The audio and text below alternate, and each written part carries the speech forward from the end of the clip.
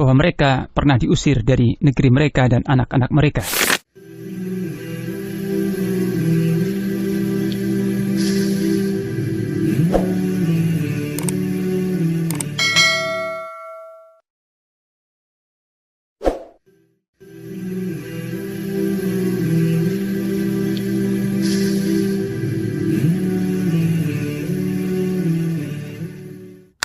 السلام عليكم ورحمة الله وبركاته. إن الحمد لله نحمده ونستعينه ونستغفره ونستهديه ونعوذ بالله من شرور أنفسنا وسيئات أعمالنا من يهده الله فلا مضل له ومن يضلل فلا هادي له أشهد أن لا إله إلا الله وحده لا شريك له وأشهد أن محمدًا عبده ورسوله صلى الله عليه وعلى آله وصحبه ومن اتبعهم بإحسان أما بعد. Kaum muslimin rahimakumullah, Allah subhanahu wa ta'ala berfirman dalam surah Al-Baqarah ayat yang ke-243. Alam tara ila alladhina kharaju min diyarihim wa hum ulufun hadharal mauti faqala lahumullahu mutu thumma ahyahum innallaha ladzu fadlin 'alan nasi walakinna aktsaran nasi la yashkurun. Yang makna dari ayat yang mulia tersebut adalah, apakah kamu tidak memperhatikan orang-orang yang keluar dari kampung halaman mereka, sedangkan mereka beribu-ribu jumlahnya karena takut mati. Maka Allah berfirman kepada mereka, matilah kalian. Kemudian setelah itu Allah menghidupkan mereka kembali. Sesungguhnya Allah mempunyai karunia terhadap manusia, tetapi kebanyakan manusia tidaklah bersyukur. Pendengar yang budiman, maksud dari ayat yang mulia ini adalah, tidakkah kita kaum muslimin pernah mendengar sebuah kisah yang mengherankan?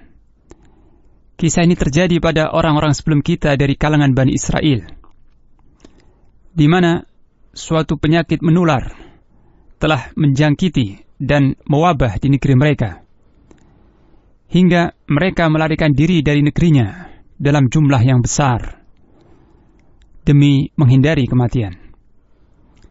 Akan tetapi, pelarian itu sama sekali tidak menyelamatkan mereka dari kematian dan tidaklah berguna dalam menghindari apa yang mereka takutkan itu. Kemudian Allah Ta'ala menghadapi mereka dengan hal yang bertentangan dengan maksud mereka, yaitu Allah berfirman kepada mereka, matilah kalian. Maka matilah mereka seluruhnya dari yang awal hingga yang terakhir. Kemudian dengan karunia dan kemurahan Allah Ta'ala, Allah menghidupkan mereka kembali setelah matinya. Hal ini terjadi karena doa seorang nabi, seperti yang disebutkan oleh sebagian ahli tafsir. Yang jelas, itu merupakan kebajikan dan kemurahan Allah subhanahu wa ta'ala. Dia akan selalu memberikan karunia-Nya kepada manusia. Dan hal itu, yakni karunia Allah yang sangat luas dan melimpah, mengharuskan adanya syukur dari manusia akan nikmat-nikmat Allah dengan pengakuan dari dalam hati akan nikmat tersebut dan memanfaatkan nikmat tersebut dalam hal-hal yang mengandung keridhaan Allah Ta'ala. Akan tetapi, meskipun demikian, banyak sekali di antara manusia yang lalai dari kewajiban bersyukur kepada Allah Ta'ala tersebut.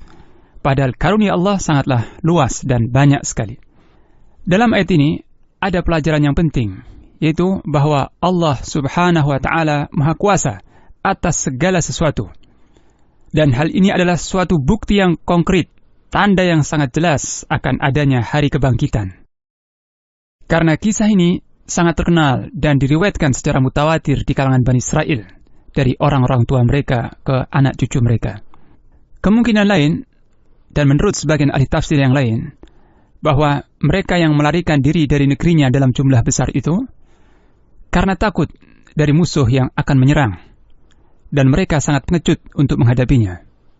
Ini dikuatkan dengan fakta bahwa Allah Subhanahu wa Ta'ala menyebutkan setelah ayat ini perintah untuk berperang, dan juga mengkhabarkan tentang Bani Israel bahwa mereka pernah diusir dari negeri mereka dan anak-anak mereka.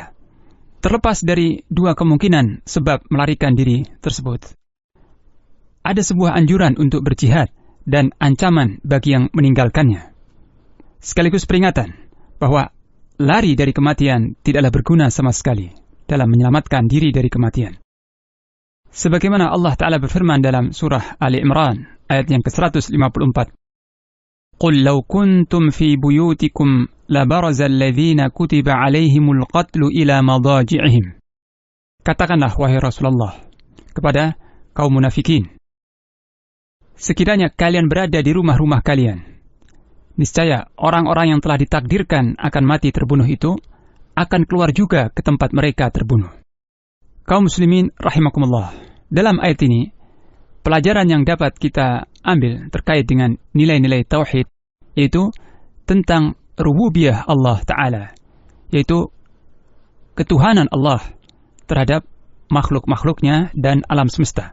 Yang pertama, jika Allah Subhanahu wa Ta'ala telah berfirman, kun, jadilah, maka apa yang dikehendaki itu pasti terjadi. Sebagaimana firman-Nya dalam ayat yang lain, innama amruhu idza arada syai'an ay yaqula lahu kun fayakun. Sesungguhnya urusan Allah itu, jika menghendaki sesuatu, cukup dia mengatakan kun, jadilah, maka jadilah. Tidak ada seorang pun yang dapat menolak ketetapan Allah Ta'ala. Sebagaimana dalam ayat ini, wahum ulufun hadharul maut faqala lahumullahu mutu. Sedangkan mereka keluar dari negeri itu dalam jumlah beribu-ribu karena takut mati. Kemudian Allah berfirman kepada mereka, matilah kalian. Demikian pula sebagaimana yang telah sahih dari Nabi SAW, bahwa beliau pernah bersabda tentang penyakit ta'un, yakni apabila kalian mendengar bahwa penyakit tersebut, yakni penyakit ta'un, sedang mewabah pada suatu negeri, maka kalian yang di luar negeri tersebut atau di luar daerah itu janganlah mendatanginya. Dan apabila penyakit tersebut menimpa di negeri kalian, sedangkan kalian sedang berada di dalamnya, maka janganlah kalian keluar dari negeri kalian tersebut. Pelajaran yang kedua, ayat ini menunjukkan kesempurnaan kekuasaan Allah Azza wa Jal dengan mematikan orang-orang yang telah hidup dan menghidupkan kembali orang-orang yang telah mati. Bahkan dalam Al-Quran banyak sekali ayat-ayat yang menjelaskan bahwa Allah Ta'ala maha menghidupkan dan maha mematikan. Sebagaimana dalam surah Al-Hadid ayat yang kedua, lahu mulkus samawati wal ard yuhyi wa yumitu wa huwa ala kulli syai'in qadir. Hanya baginya lah kerajaan langit-langit dan bumi. Dialah satu-satunya yang menghidupkan dan mematikan, dan dia maha berkuasa atas segala sesuatu. Kemudian pelajaran yang ketiga, bahwa di dalam ayat tersebut menunjukkan adanya hari kebangkitan. Dan sisi pendalilannya adalah bahwa Allah Azza wa Jal menghidupkan mereka setelah mematikan mereka. Pelajaran yang keempat, bahwa Allah Ta'ala juga memberikan nikmatnya kepada orang-orang kafir. Sebagaimana keumuman ayat ini, innallaha ladzu fadlin 'alan nas. Sesungguhnya Allah benar-benar memiliki karunia terhadap manusia. Akan tetapi, nikmat Allah kepada orang-orang kafir ini tidak sama seperti nikmat yang Allah berikan kepada orang-orang mukmin. Karena nikmat Allah kepada orang-orang mukmin adalah nikmat yang bersambung di dunia dan di akhirat. Adapun nikmat yang diberikan kepada orang-orang kafir hanya di dunia saja dan bersifat sementara. Oleh karena itu, secara akal, wajib bagi kita semua untuk bersyukur kepada Allah yang telah memberikan nikmat. Karena Allah Ta'ala berfirman, innallaha ladzu fadlin 'alan nas walakinna aktsaran nasi la yashkurun. Sesungguhnya Allah memiliki karunia yang besar terhadap manusia, tetapi kebanyakan manusia tidak bersyukur. Hal ini sebagai ungkapan celaan bagi siapa saja yang tidak mau bersyukur. Maka bagi yang tidak bersyukur adalah tercela, baik ditinjau secara akal maupun secara syariat. Demikianlah pendengar yang budiman, penjelasan tafsir ayat tauhid ini. Semoga Allah Ta'ala memberikan taufik dan hidayahnya kepada kita untuk senantiasa beribadah kepada Allah dengan sebaik-baiknya dan bersyukur akan nikmat-nikmatnya, serta menunaikan hak-hak Allah Ta'ala sekuat kemampuan kita. Wa sallallahu ala nabiyyina Muhammad wa ala alihi wa sahbihi wa baraka wa sallam.